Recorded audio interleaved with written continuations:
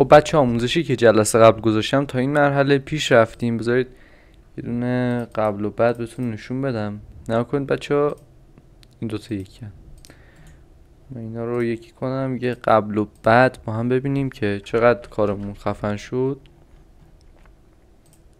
خب بچه ها، قسمت بعدیمون هوش مصنوعی هستش که داخل دیسکریپشن می نویسم براتون اسمشو، یا اگه خواستید رو سایت نگاه کنید برش دارید. آقا وقتی به این مرحله از کار رسیدیم، حالا من رنگ لباس و بک‌گراند و نمیدونم دست و اینا رو سایه نزدم چون میخواستم آموزش بدم، فقط صورت اوکی کردم. نگاه کنید این از صورت سوژه رنگ و ایناشو با روتوشش انجام دادم. قسمت بعدی شما چی کار میکنید؟ میایید از این فایلتون یه دونه خروجی میگیرید. دو تا کار میتونید انجام بدید، یا اینجا بیاید فایل اکسپورت و اکسپورت از نمیدونم فلان، یکم دردسر داره، ولی شیفت کنترل آلت و دبلیو رو با هم میزنید این صفحه باز میشه. به همین راحتی اکسپورت میتونید بگیرید. حالا من اینجا فایلمو خروجی میگیرم به همین شکل.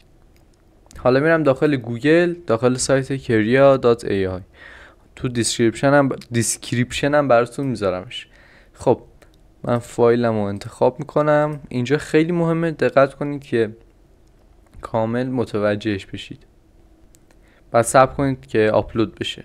خب بچه عکستون که آپلود شد، حالا من سرعت اینترنت هم یه مقدار پایین، دیرتر آپلود شد، ولی عکستون که آپلود بشه مال شما اولین حالتش این شکلیه. خب 4 تا پارامتر داره که این به کارمون نمیاد و میاد روی مدل اینجا زده کریا این هند، نمیدونم حالا تلفظش چیه، ولی بعد بیارید بذاریدش روی کریا لجنسی.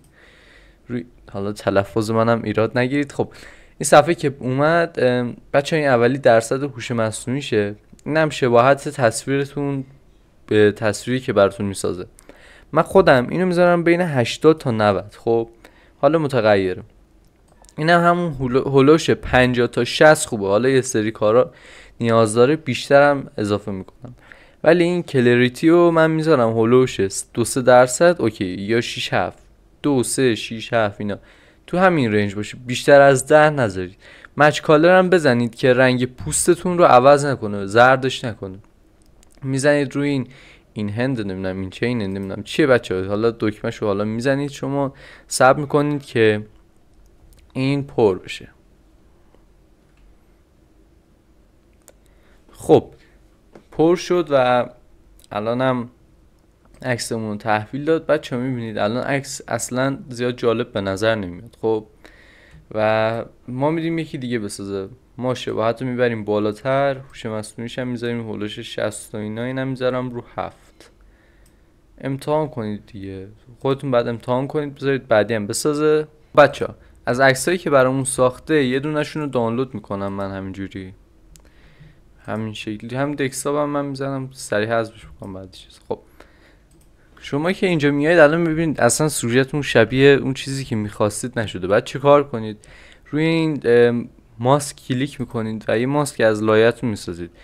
کنترل و آی رو میزنید که ماسکتون برعکس بشه. حالا زوم میکنید روی سوژه، اینجا قسمت مهمیه. خب بچه براشو برمیدارید، بزرگش میکنید. بچه این براش هم براتون گذاشتم، میتونید ازش استفاده کنید. با رنگ سفید میکشید اون جاهایی که فکر میکنید خوب شده. مثلا موهاش به نظر من خیلی بهتر در اومد از قبل. من هر جا بکشم دیگه از عکس چیز برام برمیداره. ببین الان اینجا این پوست حالت خوبی داره، من اینو بکشم خراب میشه. یک کوچولو میکشم که خیلی کم، اونم بزرگ میکنم یه با اوپاسیتی خیلی پایین، با 37 اینا یه دونه اینجوری میکشم که یکم طبیعی تر به نظر بیاد. و ریشاشو کامل باید چیز کنیم چون یکمی تاره. ریشاشو ما این هم چیز میکنیم. ماسک بچه نگاه کنید این لایه ماسکه. خب من رنگ سفید بکشم روش از این لایه نمایان میشه. میدونید چی میگم؟ کار کنید دستتون میاد. حالا گردن بند و اینا هم میکشیم، لباس و اینا. بک‌گراند رو زیاد نمیکشم چون که قراره بک‌گراندش عوض بشه. خب ببینید که حتی برامون انگشته دستم ترتمیز. کلا انگشت یکم داغون میکنه ناخن و اینا، ولی انگشت این بالاش خوبه هم. ناخن و اینا رو کمی میزنه میتره کنه. خب بچه به این مرحله که رسیدیم دوباره حالا یه با اوپاسیتی پایین یکم میبریم روی این که چیز بشه، یه جوری که رو چشاش نکشیم. این حدودا اوکیه. و بچه چی کار میکنید الان؟ شما فکر کنید که تامنیل ما آماده است و بگراندش حالا یه تامنیلی دیگه، حالا گل یا پوچ هرچی هست.